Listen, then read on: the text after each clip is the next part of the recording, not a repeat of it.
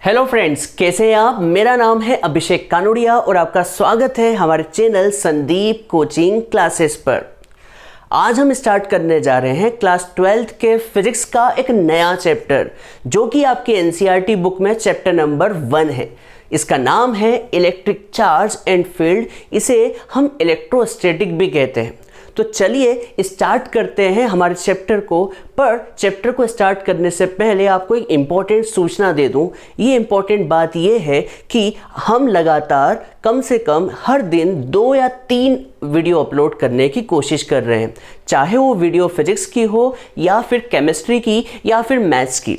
तो आप सभी लोग से एक निवेदन है कि जिसने भी अभी तक चैनल को सब्सक्राइब नहीं किया है, जल्दी से चैनल को सब्सक्राइब कर दें और बेल आइकॉन को जल्दी से दबा दें, जिससे आपको लेटेस्ट अपडेट जो भी चैनल पर चल रही है उसका आपको नोटिफिकेशन आपको मिल जाएगा। तो चलिए स्टार्ट करते हैं हमारे चैप्टर को, जिसका नाम है इलेक्ट्रिक चार्ज एंड फील्ड या फिर कहें इलेक्ट्रोस्टैटिक। तो चलिए देखते हैं इस चैप्टर में क्या है। तो सबसे पहले इस चैप्टर की शुरुआत किससे होगी? इंट्रोडक्शन से। तो इंट्रोडक्शन में हम पढ़ रहे हैं कि इलेक्ट्रोमैग्नेटिज्म क्या होता है। इलेक्ट्रोमैग्नेटिज्म फिजिक्स की ऐसी ब्रांच है जिसमें हम इलेक्ट्रिक फील्ड और मैग्नेटिक फील्ड दोनों की स्टडी करते हैं। इलेक्ट्रिक फील्ड और मैग्नेटिक फील्ड की स्टडी। तो it is a branch of physics which deals with study of electric field and magnetic field. अब इलेक्ट्रोमैग्नेटिज्म को हम 2 ब्रांचेस में डिवाइड करते हैं। पहली ब्रांच का नाम है इलेक्ट्रोस्टैटिक्स और दूसरी जो ब्रांच है उसे हम कहते हैं electrodynamics. Electrostatic and electrodynamics. Electro का मतलब इलेक्ट्रिसिटी एंड स्टैटिक का मतलब होता है रुका हुआ। तो यहाँ पर हम क्या कर रहे हैं इलेक्ट्रोस्टैटिक में? इलेक्ट्रोस्टैटिक एक ऐसी ब्रांच है फिजिक्स की जिसमें हम चार्ज की स्टडी करते हैं जो कि स्टैटिक हो या फिर रुका हुआ हो। तो हम यहाँ पर डेफिनेशन क्या बनाएंगे? It is a branch of physics which deals with study of charge which is at rest. मैं सिंपल सी लैंग्वेज लिखता हूं, स्टडी ऑफ चार्ज जो कि किस में है बच्चों? रेस्ट में। रेस्ट का मतलब होता है रुका हुआ। तो इलेक्ट्रोस्टैटिक का मतलब है study of charge at rest. और इलेक्ट्रोडायनेमिक्स का मतलब क्या होता है? इलेक्ट्रोडायनेमिक्स का मतलब होता है स्टडी ऑफ चार्ज जो कि किसमें हो? मोशन में हो। मोशन का मतलब जो चल रहे हो। मैं एग्जांपल देके बताता हूं। चार्ज एट रेस्ट का मतलब क्या होता है? सपोज मान लीजिए आपने ग्लास की रॉड ली। क्या लिया आपने? Glass rod. और ग्लास के रॉड को आपने रब किया। किस पर रब किया? सिल्क पर। सिल्क का आपने कपड़ा लिया और इस ग्लास के रॉड को सिल्क के कपड़े पर रब किया। तो आप क्या देखेंगे? आप ये देखेंगे या फिर ये ऑब्जर्व करेंगे कि ग्लास के रॉड पर भी चार्ज इंड्यूस हो गए हैं या फिर सिल्क की रॉड पर भी चार्ज इंड्यूस हो चुके हैं। और ये चार्ज किस में है बच्चों? रेस्ट में है। रेस्ट का मतलब रुके हुए हैं, कहीं चल नहीं रहे हैं, कहीं मोशन नहीं कर रहे हैं, सिर्फ रुके हुए हैं। आपने अपने घरों में ज़्यादातर ठंड के सीज़न में देखा होगा, जब आप किसी कंबल को ओढ़ते हैं और कंबल पर कभी रब करते हैं तो कंबल पर भी चार्ज इंड्यूस हो जाते हैं। या फिर आपके घरों में कोई डॉग होगा या फिर बिल्ली होगी, प्यारे से जानवर होंगे, और आप कभी उनके शरीर पर हाथ फैलाते हैं तो उनके शरीर पर भी चार्ज क्या हो जाते हैं? इंड्यूस हो जाते हैं। और ये चार्ज किस में होते हैं? रेस्ट पे। या फिर एक और एग्जांपल आपको याद आ रहा होगा कि कभी आप प्लास्टिक के चेयर पर बैठते हैं या प्लास्टिक के चेयर पर रब करते हैं तो प्लास्टिक पर भी चार्ज इंड्यूस हो जाते हैं। तो ये आपने और एक और एग्जांपल मुझे याद आ रहा है कि जब आप बचपन में स्केल को रब करते थे अपने बालों पर और फिर जब कागज़ के टुकड़ों के पास ले जाते थे तो कागज़ के टुकड़े जो हैं वो स्केल पर रब हो जाते हैं या फिर क्या हो जाते हैं? उस पर स्टिक हो जाते हैं। तो यहाँ पर इलेक्ट्रोस्टैटिक का मतलब होता है चार्ज की स्टडी करना। बिल्कुल सिंपल सी बात, चार्ज की स्टडी करना। पर वो चार्ज किस में होने चाहिए? रेस्ट में। रेस्ट का मतलब रुके हुए होने चाहिए। तो यहाँ पर हमने बहुत सारे एग्जाम्पल देखे इलेक्ट्रोस्टैटिक क्या होता है। अब इलेक्ट्रोडायनेमिक्स क्या होता है? इलेक्ट्रोडायनेमिक्स एक ऐसी ब्रांच है फिजिक्स की जिसमें हम चार्ज की स्टडी करते हैं, पर चार्ज किस में होंगे? मोशन में। अब क्वेश्चन उठता है कि चार्ज मोशन में कैसे आए? तो आपने देखा होगा, मान लो कंडक्टर है, मान लो एक कंडक्टर है और आपने इसे किससे कनेक्ट कर दिया, बैटरी या फिर सेल से। किससे कनेक्ट किया बच्चों, बैटरी या फिर सेल से। जब आप इस बैटरी या सेल का स्विच ऑन करते हैं तो आप देखेंगे कि चार्ज जो है वो मोशन करने लगे हैं। चार्ज मोशन कर रहे हैं, इसका मतलब ये है कि पॉजिटिव चार्ज इस तरफ दौड़ रहे हैं, पॉजिटिव चार्ज इस तरफ, और इलेक्ट्रॉन जो हैं वो कहाँ की तरफ जा रहे हैं, जस्ट अपोजिट साइड पर। तो यहाँ पर चार्ज क्या हो रहे हैं, मोशन कर रहे हैं। और जबकि हमने पिछला जो एग्जाम्पल देखा था वहाँ पर चार्ज क्या थे, रेस्ट में थे। तो दोनों में अंतर तो समझ में आ गया होगा। इलेक्ट्रोस्टैटिक दिमाग में बिठा लें, इलेक्ट्रोस्टैटिक का मतलब स्टडी ऑफ चार्ज जो कि किस में हो, रेस्ट में हो। वो इलेक्ट्रोडायनेमिक्स का मतलब क्या होता है, study of charge at motion, मतलब चार्ज यहाँ पर क्या कर रहे होंगे, मोशन कर रहे होंगे। तो हम इलेक्ट्रोडायनेमिक्स की और भी ब्रांचेस को पढ़ने वाले हैं, पर अभी फिलहाल ये हमारा चैप्टर नहीं है, टाइम वेस्ट का मुझे लगता है कि कोई सेंस नहीं बनता है। तो अभी हम इलेक्ट्रोस्टैटिक पर ही फोकस करते हैं, इलेक्ट्रोस्टैटिक क्या होता है। तो हम यहाँ पर अब चैप्टर की हेडिंग लिखते हैं जो कि अभी तक नहीं लिखी थी।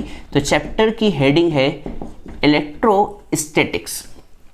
तो अभी हमने बताया इलेक्ट्रोस्टैटिक क्या होता है। इलेक्ट्रोस्टैटिक्स होता है study of charge, study of charge at rest, मतलब चार्ज की स्टडी करना जो कि रुका हुआ हो। चार्ज मोशन नहीं कर रहा है, चार्ज रुका होगा। आप जहाँ पर भी एग्जाम्पल देखेंगे तो कौन से एग्जाम्पल देखेंगे, ग्लास की रॉड को रब किया सिल्क पर, कुत्ते बिल्ली के शरीर पर जो उनके बाल होते हैं उनको रब करो तो चार्ज इंड्यूस हो जाते हैं। और ठंड के सीजन में आपने देखा होगा कंबल को रब करो तो कंबल पर भी चार्ज इंड्यूस हो जाते हैं। और बचपन का आपको एक एक्सपेरिमेंट याद होगा, स्केल वाला एक्सपेरिमेंट तो कोई भूल ही नहीं सकता, क्योंकि उस एक्सपेरिमेंट से बच्चे बहुत खेलते थे और आपने भी खेला होगा। याद कीजिए, आपको ये याद होगा। इलेक्ट्रोस्टैटिक का मतलब होता है study of charge at rest. तो यहाँ से हमारा चैप्टर स्टार्ट तो हो गया है, पर हम सबसे बेसिक चीज़ पे से शुरू करेंगे। चार्ज क्या होता है? तो चार्ज क्या होता है, तो आपने ये नाम तो बहुत सुना हुआ है, charge, positive charge, negative charge, electron negative charge है, प्रोटॉन जो है पॉजिटिव चार्ज है, और न्यूट्रॉन पर कोई चार्ज नहीं होता। पर क्वेश्चन ये उठता है चार्ज क्या होता है। तो देखते हैं, चार्ज की डेफिनेशन लिखते हैं और बोलते हुए समझाते हैं। चार्ज क्या होता है? चार्ज होता है, charge is a fundamental property, charge is a fundamental property of matter due to which it experiences a force whenever it placed in electric या electromagnetic field। क्या मतलब हुआ? इसका मतलब ये हुआ कि चार्ज एक फंडामेंटल प्रॉपर्टी है। तो क्वेश्चन उठता है फंडामेंटल का मतलब क्या होता है। तो क्लास 11th में फंडामेंटल का मतलब समझाया था। फंडामेंटल क्वांटिटी वो क्वांटिटी होती है जो किसी पर डिपेंड नहीं करती है, वो इंडिपेंडेंट होती है। याद होगा 7 फंडामेंटल क्वांटिटी थी, आपके दिमाग में अभी भी चल रहा होगा। क्या क्या था आप याद करें? मास था, लेंथ था, टाइम था, टेम्परेचर था, इलेक्ट्रिक करंट, करंट का मतलब चार्ज था, इसके अलावा इंटेंसिटी ऑफ लाइट थी, और था एक और था नंबर ऑफ मोल्स। तो ये 7 क्वांटिटी जो थी वो थी फंडामेंटल प्रॉपर्टी। अब क्वेश्चन उठता है फंडामेंटल मीन्स क्या? फंडामेंटल का मतलब होता है जो किसी पर डिपेंड न करे। मतलब जैसे आप कभी बात करें फोर्स क्या होता है, तो आपके मन में क्वेश्चन उठता होगा कि फोर्स क्या है। अरे फोर्स जो होता है वो होता है मास इनटू एक्सेलरेशन। मतलब फोर्स फंडामेंटल क्वांटिटी नहीं है, क्योंकि वो किस पर डिपेंड कर रही है? मास और एक्सेलरेशन पे। मतलब फोर्स के अंदर क्या है? मास और एक्सेलरेशन। पर चार्ज के अंदर क्या है? चार्ज के अंदर कुछ भी नहीं है भाई, चार्ज के अंदर कुछ भी नहीं है। चार्ज एक फंडामेंटल प्रॉपर्टी है। मास क्या है? मास के अंदर कुछ भी नहीं है। वेट क्या है? वेट एक डिराइव क्वांटिटी है, क्योंकि वेट किस पर डिपेंड करता है? मास इनटू ग्रेविटी पर जबकि हम बात कर रहे हैं चार्ज की, चार्ज किसी पर डिपेंड नहीं करता है। चार्ज एक फंडामेंटल प्रॉपर्टी है। मतलब चार्ज के अंदर घुस के देखोगे तो कुछ नहीं मिलेगा, क्योंकि चार्ज एक फंडामेंटल क्वांटिटी है। तो चार्ज एक फंडामेंटल प्रॉपर्टी है मैटर की, जिसके कारण इस पर फोर्स लगता है। फोर्स कब लगेगा? जब इसे आप कहाँ रखेंगे? इलेक्ट्रोमैग्नेटिक फील्ड में। तो चार्ज एक फंडामेंटल प्रॉपर्टी है मास की तरह, लेंथ की तरह, टाइम की तरह, टेम्परेचर की तरह, जिसके कारण इस पर एक फोर्स लगने लगता है जब इसे आप इलेक्ट्रिक या फिर मैग्नेटिक फील्ड में प्लेस करें। तो यहां पर हमने चार्ज के बारे में पढ़ लिया। अब चार्ज को हम डिनोट किससे करते हैं? तो चार्ज को बहुत ही अच्छे शब्द से या फिर लेटर से डिनोट करते हैं। तो चार्ज को हम कैपिटल Q या फिर स्मॉल q से डिनोट करेंगे। कैपिटल Q भी लिख सकते हैं और स्मॉल q भी लिख सकते हैं। चार्ज को डिनोट करने के बाद चार्ज की यूनिट देखते हैं। चार्ज की यूनिट क्या होती है? तो चार्ज की यूनिट जो होती है वो होती है कूलम। चार्ज की यूनिट जो होती है कूलम, स्पेलिंग COULUMB।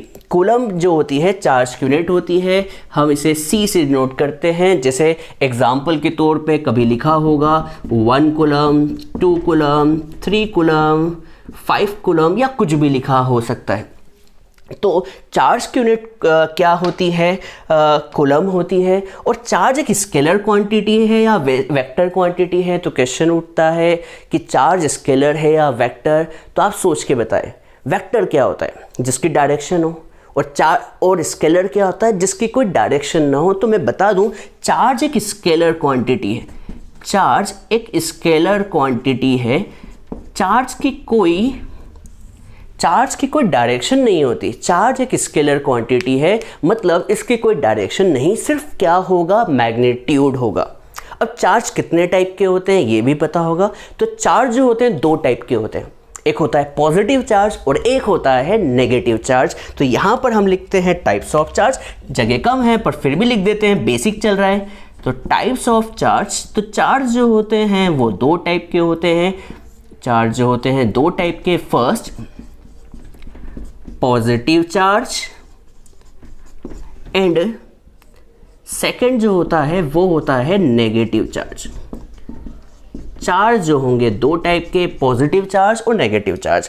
ये आज जो हमने पढ़ा, अभी जो पढ़ रहे हैं, बहुत ही बेसिक चीज़ें हैं। चैप्टर शुरू होने वाला है, पर शुरू होने से पहले बेसिक क्लियर होने चाहिए। चार्ज होता क्या है? चार्ज एक फंडामेंटल प्रॉपर्टी है किसी भी मैटर की, जिसके कारण उस पर एक फोर्स लगता है जब भी आप उसे इलेक्ट्रिक फील्ड या मैग्नेटिक फील्ड में प्लेस करें। इसे हम डिनोट किससे करेंगे? पूरे चैप्टर में Q से या फिर कैपिटल Q से या फिर स्मॉल q से। और उसकी यूनिट क्या होती है? कूलम होती है। क्वेश्चन उठता है कूलम क्या है? तो कूलम तो बहुत ही फेमस साइंटिस्ट का नाम है जो इस चैप्टर में हम शुरू करेंगे। Coulomb's law of electrostatic. तो कूलम्स के नाम पर ही ये यूनिट रखी गई है, कूलम्स। जैसे हम C से डिनोट करते हैं, पूरे चैप्टर में C लिखेंगे। और ये क्वांटिटी क्या है? स्केलर क्वांटिटी है, मतलब इसकी कोई डायरेक्शन नहीं होगी। और चार्ज 2 टाइप के होते हैं, पॉजिटिव चार्ज और नेगेटिव चार्ज। तो यहां पर आप इसका स्क्रीनशॉट ले लीजिए। चार्ज 2 टाइप के होते हैं, तो पॉजिटिव चार्ज और नेगेटिव चार्ज। तो चलिए अब चार्ज की प्रॉपर्टीज पढ़ते हैं। तो यहां पर हम हेडिंग डालेंगे प्रॉपर्टीज ऑफ चार्ज। अब हम चार्ज की क्या करने जा रहे हैं बच्चों? प्रॉपर्टी पढ़ने जा रहे हैं। तो फर्स्ट प्रॉपर्टी क्या है? चार्ज की फर्स्ट प्रॉपर्टी है कि charge is a scalar quantity, जो कि हम पढ़ चुके हैं, पर फिर भी हम यहां पर लिख देते हैं। Charge is a scalar quantity. Charge एक स्केलर क्वांटिटी है। स्केलर का मतलब तो आप जानते ही होंगे कि इसकी कोई डायरेक्शन नहीं होती, सिर्फ क्या होगा? मैग्नीट्यूड होगा, कोई डायरेक्शन नहीं। तो बहुत ही सिंपल बात है। अब सेकेंड प्रॉपर्टी की तरफ चलते हैं। सेकेंड प्रॉपर्टी यह है कि positive charges are repel each other। Positive charge क्या करेंगे? रिपेल ईच अदर वाइल, या फिर पॉजिटिव की जगह हम यहां पर लिख देंगे कि सेम चार्जेस, बताऊंगा मैं, same charges are repel each other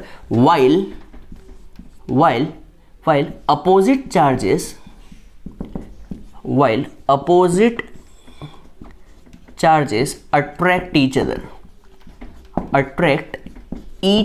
other। इसका मतलब क्या हुआ? मान लो पॉजिटिव चार्ज है और पॉजिटिव चार्ज है, तो पॉजिटिव और पॉजिटिव एक दूसरे से नफरत करेगा, नफरत रहेगी इनके बीच। सिमिलरली नेगेटिव और नेगेटिव चार्ज भी एक दूसरे से नफरत करेंगे। नफरत का मतलब रिपेल करना।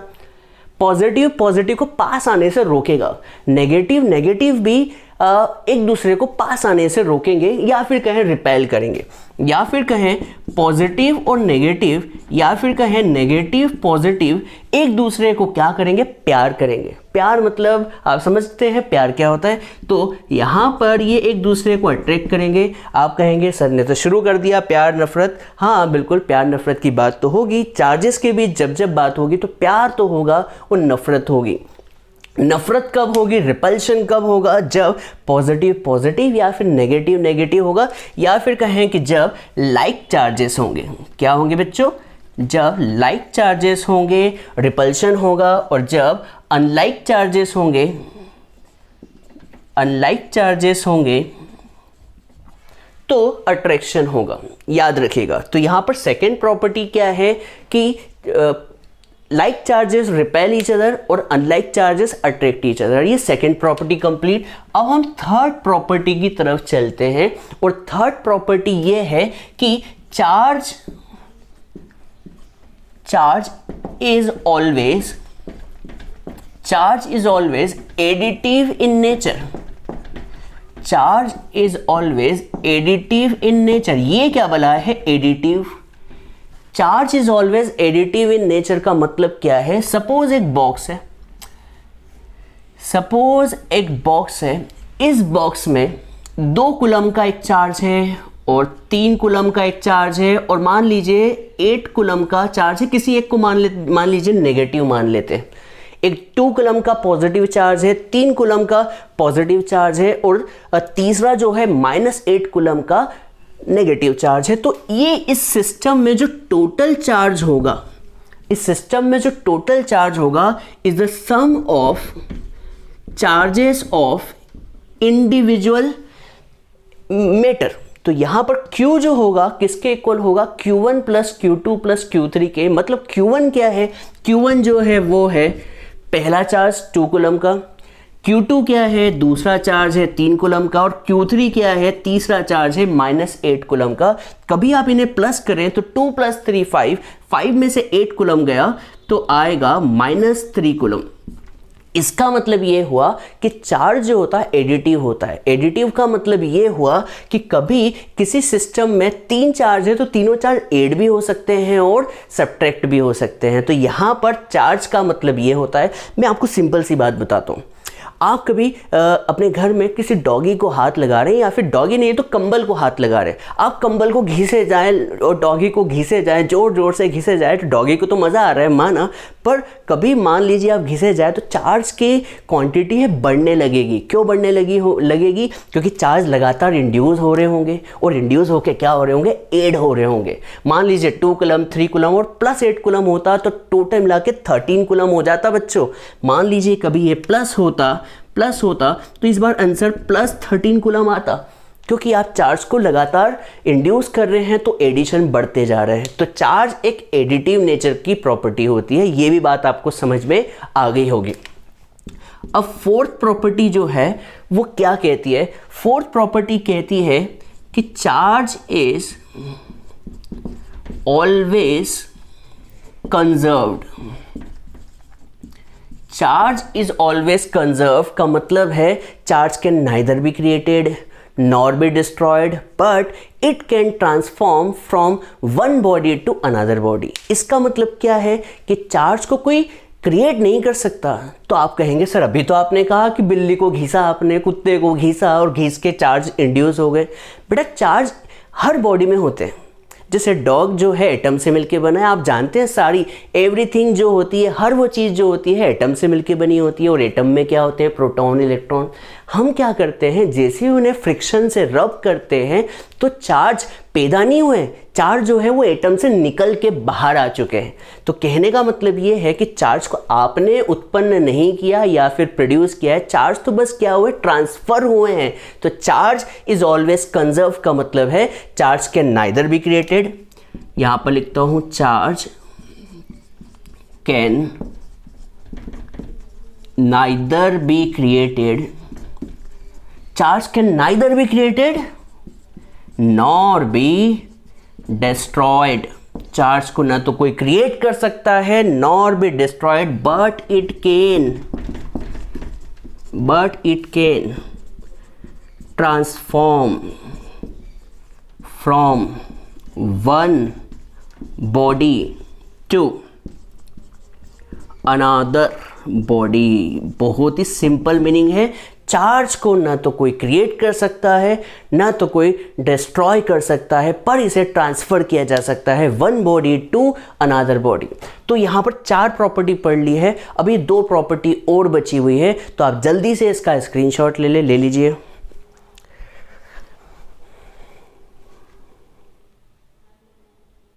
अभी तक हमने 4 प्रॉपर्टी पढ़ ली है चार्ज की। अब हम 5वीं प्रॉपर्टी की तरफ चल रहे हैं, और 5वीं प्रॉपर्टी क्या है, ध्यान से देखिएगा। 5वीं प्रॉपर्टी जो है वो है कि चार्ज हैज अ मास। इसका मतलब क्या है? ये तो बहुत ही सिंपल सी बात है कि चार्ज, जिस भी बॉडी में चार्ज होगा उसका मास होगा। ये कौन सी बात है? बिल्कुल सिंपल सी बात है कि जिस बॉडी का भी चार्ज होगा, मान लीजिए इलेक्ट्रॉन है, इलेक्ट्रॉन पे चार्ज होता है, माना इलेक्ट्रॉन पे चार्ज होता है तो उस चार्ज बॉडी का मास भी होगा। पर उल्टा पॉसिबल नहीं है। हर बॉडी जिसका मास हो उस पर चार्ज हो ज़रूरी नहीं। क्या आपने न्यूट्रॉन नाम सुना है? न्यूट्रॉन का मास ज़रूर होता है पर उस पर कोई चार्ज नहीं है। ऐसी बहुत सी बॉडी है जिस पर कोई चार्ज नहीं होता, जैसे एटम जो होता है वो न्यूट्रल होता है, तो आपको ये भी पता होगा उस पर कोई चार्ज नहीं होता है, वो न्यूट्रल होता है। तो यहाँ पर बात उठती है कि चार्ज हैज़ अ मास, जबकि उल्टा पॉसिबल नहीं है। हर बॉडी जिसका मास हो उस पर चार्ज हो ज़रूरी नहीं है। तो ये पॉइंट लिखना ज़रूरी था। चार्ज, हर बॉडी जिसका चार्ज हो, जिस पर चार्ज हो उसका क्या होगा? मास होगा। बहुत ही सिंपल सा पॉइंट था। अब हम छठे मोस्ट IMP टॉपिक की तरफ चल रहे हैं, जो कि है क्वांटाइजेशन ऑफ चार्ज। क्या बच्चों? Quantization of charge. कभी आप हमारे थंबनेल को भी देखें तो उस थंबनेल में हमने 2 ही नाम लिख रखे हैं। एक तो फर्स्ट लिख रखा है क्वांटाइजेशन ऑफ चार्ज, और सेकंड नाम लिख रखा है कंजर्वेशन ऑफ चार्ज। यही 2 मेन टॉपिक है। तो क्वांटाइजेशन ऑफ चार्ज क्या होता है मैं आपको बताता हूं। क्वांटाइजेशन ऑफ चार्ज थोड़ा टाइम लगेगा समझने में। तो क्वांटाइजेशन ऑफ चार्ज का मतलब होता है Q equals two plus minus any. मैं इसका मीनिंग लिखता हूं क्या होता है। तो हम यहां पर लिखेंगे चार्ज इज ऑलवेज, मीनिंग लिखूंगा मैं भी, बहुत अच्छे से समझाऊंगा, यही तो मेन टॉपिक है पूरे लेक्चर का। Charge is always quantized, charge is always quantized, that is charge is equal to integral multiple of charge on electron. इसका मतलब क्या हुआ? मीनिंग अभी मत पढ़ो, ये क्या लिखा ये मत पढ़ो, मैं मीनिंग समझाता हूं। मान लीजिए क्लास में बच्चे बैठे हुए हैं। मान लीजिए चलो क्लास के बच्चे की जगह आपके घर में 5 सदस्य हैं। 5 सदस्य मतलब एक तो पापा है, एक मम्मी है, एक बड़ा भाई है, एक छोटी बहन है और एक बहुत ही छोटी लड़की है। बहुत ही छोटी लड़की है। तो आप इसे काउंट कैसा करेंगे बताएं? पापा को 1 काउंट करेंगे, मम्मी को 1 काउंट करेंगे, बड़े भैया को 1 काउंट करेंगे और दीदी को भी 1 काउंट करेंगे। तो क्या जो छोटा बच्चा है उसे आप काउंटिंग में क्या लेंगे? उसे काउंटिंग में आप 0.5 लेंगे, 0.4 लेंगे या फिर 1 ही मानेंगे? तो क्वेश्चन उठता है कि क्या छोटी चीज़ कभी काउंटिंग की बात करें तो छोटी चीज़ भी काउंटिंग में 1 ही होती है। वैसे ही क्या कहेंगे? चार्ज इज ऑलवेज क्वांटाइज का मतलब है कि चार्ज भी हमेशा काउंटिंग में आएगा। जैसे चार्ज या तो 1 होगा, 2 होगा, 3 होगा, 4 होगा, 5 होगा, 5.25 नहीं होगा, 6.25 नहीं होगा, 7 नहीं होगा, 7.25 नहीं होगा, 7.25 नहीं होगा। चार्ज हमेशा क्वांटाइज्ड होगा जिसकी क्वांटिटी या फिर उसे काउंट किया जा सके। तो चार्ज हमेशा, चार्ज इज ऑलवेज क्वांटाइज का मतलब ये है कि charge is always equal to integral यहाँ पर n क्या है, इंटीजर है, यहाँ पर n क्या है बच्चों, इंटीजर। और आप जानते होंगे इंटीजर क्या होते हैं, इंटीजर प्लस भी हो सकता है, -1 भी हो सकता है, +2 भी हो सकता है, -2 भी हो सकता है, कुछ भी हो सकता है। तो चार्ज हमेशा क्वांटिटी में, काउंटिंग में, या फिर कहें कि उसे काउंट करेंगे तो हमेशा नंबर में ही आएगा। कभी भी 1.5 नहीं होगा चार्ज, 2 नहीं होगा, 3 नहीं होगा। जैसे बॉडी की बात करें तो बॉडी पे इलेक्ट्रॉन जो होंगे या तो 1 होंगे, 2 होंगे, 3 होंगे, 4 होंगे, 5 होंगे, चार्ज 5 होगा, 6 होगा, 6.5 नहीं होगा, 7 नहीं होगा, 7.5 नहीं होगा, 8 नहीं होगा। तो चार्ज इज ऑलवेज क्वांटाइज्ड का मतलब क्या है, charge is always equal to number of integral, या फिर लिखे equal to integral multiple of charge on electron. और आपको बता दूं इसका मतलब ये होता है कि चार्ज जो होगा या तो +1 इलेक्ट्रॉन होगा या फिर -1 इलेक्ट्रॉन होगा, या फिर कहें कि +2 इलेक्ट्रॉन होगा या -2 इलेक्ट्रॉन होगा, +3 इलेक्ट्रॉन होगा, -3 इलेक्ट्रॉन होगा, +4 इलेक्ट्रॉन होगा, -4 इलेक्ट्रॉन होगा, माइनस का 3.5 इलेक्ट्रॉन, माइनस का 2.5 इलेक्ट्रॉन, माइनस का 2.25 इलेक्ट्रॉन पॉसिबल नहीं है। और आपको बता दूं इलेक्ट्रॉन का चार्ज जो होता है वो होता है 1.6 × 10⁻⁻19 कूलम। कभी हम +1 इलेक्ट्रॉन की बात करें तो 1.6 × 10⁻⁻19 कूलम, और -1 इलेक्ट्रॉन की बात करें तो -1.6 × 10⁻⁻19 कूलम।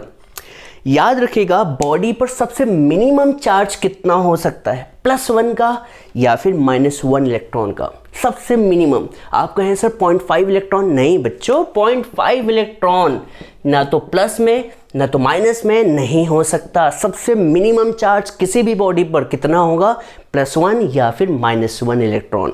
तो क्वेश्चन ये उठता है क्वांटाइजेशन इतना इंपॉर्टेंट टॉपिक है क्या, चार्ज हमेशा काउंटिंग में या तो 1 होगा या 2 होगा या 3 होगा या 4 होगा या 5 होगा या 6 होगा या 10 होगा, डेसिमल में नहीं होगा, फ्रैक्शन में नहीं होगा।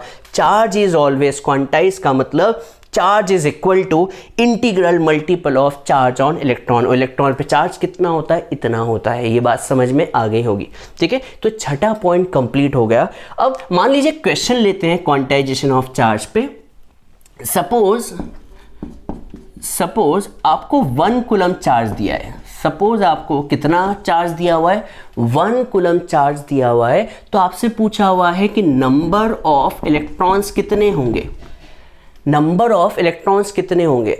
आपसे पूछ रखा है कि 1 कूलम चार्ज में कितने इलेक्ट्रॉन होंगे, 1 कूलम ऑफ चार्ज में कितने इलेक्ट्रॉन होंगे। तो चलो देखते हैं by quantization of charge, by quantization of charge. और याद रख ले क्वांटाइजेशन ऑफ चार्ज क्या होता है, Q equals to +-NE, Q equals to +-NE। Q यहाँ पर चार्ज है, N यहाँ पर इंटीजर है, और E क्या है, चार्ज ऑन इलेक्ट्रॉन। तो Q कितना दिया हुआ है, Q दिया हुआ है 1 कूलम +-N। और E क्या है, E क्या है, अभी बताया था मैंने, E होता है चार्ज ऑन इलेक्ट्रॉन। तो यहाँ पर आएगा 1.6 × 10⁻⁻19 कूलम। तो यहाँ से आप n निकाल सकते हैं, बता सकते हैं n क्या होगा, 1 के डिवाइड में 1.6 × 10⁻⁻19। ये क्वेश्चन आपके ऑब्जेक्टिव में डेफिनेटली आता है। आप चेक कीजिएगा लास्ट 5 ईयर के क्वेश्चंस, तो हमेशा ये क्वेश्चन पूछा जाता है क्या कि 1 कूलम ऑफ चार्ज में कितने इलेक्ट्रॉन्स होते हैं। तो इसे आपको डिवाइड करना है, और डिवाइड करके आपको बताना है, डेसिमल हटाया तो यहाँ पर कितना आ गया, 10 आ गया। तो 0.16 और 16 2 तो ये लगभग 0.62, और ये -19 ऊपर गया तो प्लस का 20। इतने इलेक्ट्रॉन्स होते हैं 1 कूलम ऑफ चार्ज में। 1 कूलम ऑफ चार्ज में कितने इलेक्ट्रॉन्स होते हैं, तो बच्चों इतने होते हैं। -19 ऊपर गया तो +19 ही आएगा। तो 0.62 × 10 टू द पावर 19 इलेक्ट्रॉन्स। ये क्वेश्चन आपका डेफिनेटली आता है, इसे लिख लीजिए। तो क्वेश्चन क्या आएगा कि 1 coulomb, how many electrons are flowing या how many electrons are present in 1 coulomb of charge. How many electrons are present in 1 coulomb of charge. तो आंसर है 0.62 इंटू 10 टू द पावर 19। तो आप इसका स्क्रीनशॉट ले लें। मैंने 6 प्रॉपर्टी बोली थी, एक प्रॉपर्टी और करते हैं तो 7th प्रॉपर्टी के साथ इस लेक्चर को एंड भी करेंगे। तो ले लीजिए।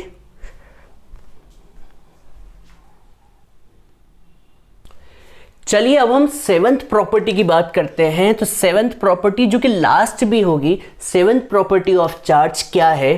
तो क्वेश्चन है charge of isolated system, charge of isolated system is always constant।